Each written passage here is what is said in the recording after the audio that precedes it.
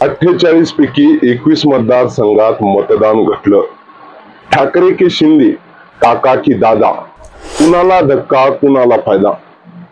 राज्यात मागील 5 वर्ष सुरू असलेलं विश्वासघात आणि फोडाफोडीच्या राजकारणामुळे मतदानाच्या टक्केवारीत घट झाली आहे का?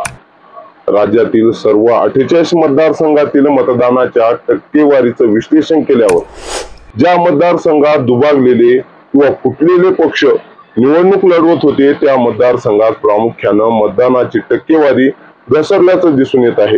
याचा फायदा कुणाला, याचंच विश्लेषण आपण या व्हिडिओत पाहणार आहोत। नमस्कार, मी आकाश पाटील आणि आपण पाहत आहात आधुनिक केसरी। राज्यातील 48 लोकसभा जागांसाठी 5 टप्प्यात निवडणुका पार पडल्या। राज्यातील पक्षांची संख्या वाढली, मात्र राज्यातील काही मतदारसंघात मतदानाची टक्केवारी घसरली आहे। यामुळे राज्यातील मागील 5 वर्ष सुरू असलेलं विश्वासघात आणि फोडाफोडीचं राजकारण याचा घसरलेल्या मतदानाच्या टक्केवारीशी काही संबंध आहे का?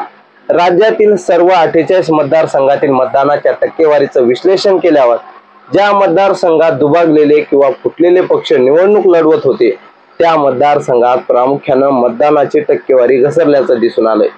लोकसभा मतदारसंघाच्या संख्येनुसार महाराष्ट्र देशातील दुसरा सर्वात मोठं राज्य आहे, मात्र राज्यातील 48 मतदारसंघात इतर राज्यांच्या तुलनेत मतदानाची टक्केवारी तुलनेनं कमी दिसून आली आहे।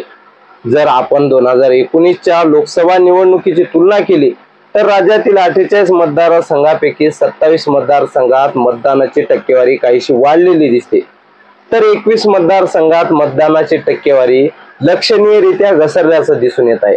विशेष म्हणजे 21 मतदारसंघात मतदानाची टक्केवारी घसरली आहे, त्यामध्ये एकतर दुभागलेले पक्ष समोरासमोर होते किंवा एक पक्ष तरी फुटलेला होता। राज्यातील 21 मतदारसंघात मतदानाची टक्केवारी घसरली आहे, त्या ठिकाणी दुभागलेल्या पक्षांची स्थिती काय आहे? एकनाथ शिंदे यांच्या शिवसेनेने 15 मतदारसंघात निवडणूक लढवली, त्यापैकी 8 मतदारसंघात मतदानाची टक्केवारी घसरली आहे। अजित पवार यांच्या राष्ट्रवादी काँग्रेसने 4 मतदारसंघात निवडणूक लढवली, त्यापैकी 4 मतदारसंघात मतदानाची टक्केवारी घसरली आहे। उद्धव ठाकरे यांच्या शिवसेनेने 23 मतदारसंघात निवडणूक लढवली, त्यापैकी 10 मतदारसंघात मतदानाची टक्केवारी घसरली।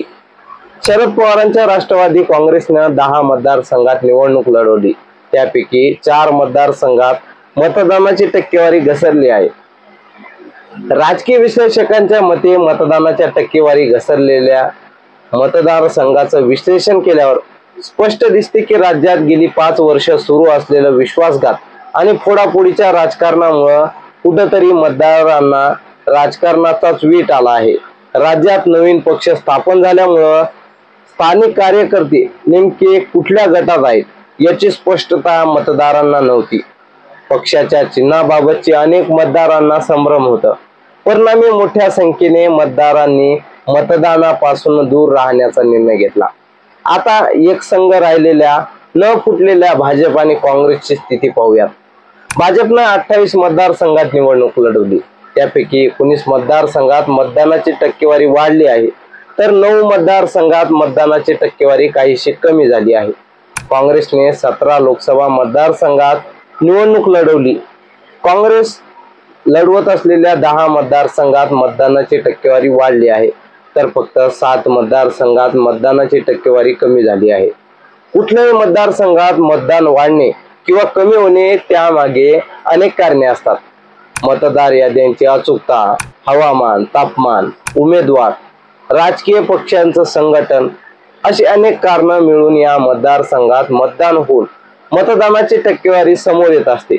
मात्र महाराष्ट्रात दुभागलेल्या आणि फुटलेल्या पक्षांच्या मतदारसंघातच मतदानाची टक्केवारी का घसरली ही फक्त फुटलेल्या दुभागलेल्या पक्षांसाठी चिंतेची बाब नाही, तर लोकशाहीच्या वर्तमान स्थिती संदर्भात मतदार राज्याचा छुपा मात्र बोलका कौल आहे। तुम्हाला काय वाटतं, मतदानाची टक्केवारी का घसरली आहे आणि याचा फायदा कुणाला आहे? कमेंट करून नक्की सांगा। व्हिडिओ आवडल्यास लाईक करा आणि जास्तीत जास्त शेअर करा। धन्यवाद।